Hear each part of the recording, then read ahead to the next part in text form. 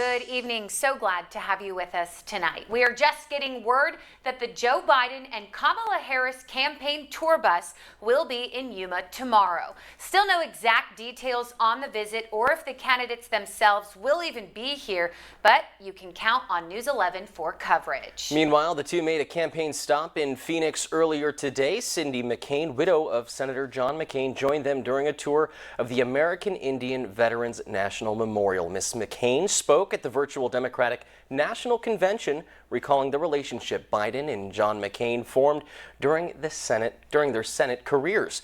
She then formally endorsed Biden for president last month, praising his, quote, character and integrity. Vice President Mike Pence is also campaigning in Arizona today, hoping to generate momentum for the Republican ticket.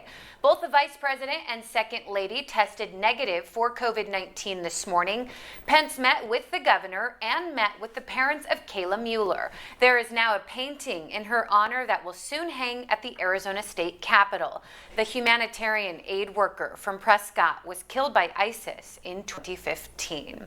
So all of this as President Trump gave his first televised interview since being diagnosed with COVID-19. Yeah, speaking for nearly an hour, he acknowledged for the first time he was seriously ill towards the beginning of the diagnosis. He also attacked his rivals and refused to participate in a virtual debate next week against Democratic rival Joe Biden after the commission proposed new guidelines. Alice Barr starts off our coverage tonight.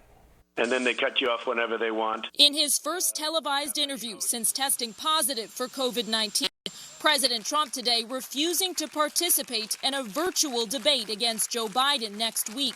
The debate commission announced today it was shifting to that format in the wake of the president's COVID diagnosis. I'm not going to waste my time on a virtual debate. You never know what's going to come out of his mouth. Who knows? Now the two campaigns debating over the debate schedule, with the Trump team proposing a one-week pause, pushing the final matchup to the end of the month.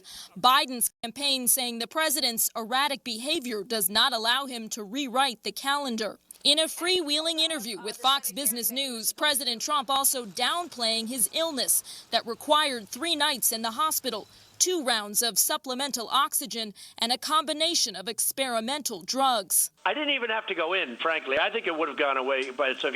The president speculating on where he caught it, naming a Rose Garden ceremony for his Supreme Court nominee, but also seeming to blame an event with families of fallen soldiers. They come within an inch of my face sometimes. They want to hug me and they want to kiss me. And they do. And frankly, I'm not telling them to back up. President Trump also calling out and publicly pressuring his Attorney General, Bill Barr, to pursue criminal charges against President Obama, Joe Biden, and others he accuses of conspiring against him. Finally, the president weighing in on last night's debate between Vice President Mike Pence and Senator Kamala Harris, referring to the Democratic rival as a communist and a monster. President Trump also said that he wanted to get back to holding rallies and that he didn't think he was contagious, though he is still within the CDC's window for isolation following the onset of symptoms. It's unclear how far along he is in the disease. The White House has not said when he last tested negative before his COVID diagnosis. In Washington, Alice Barr, NBC News.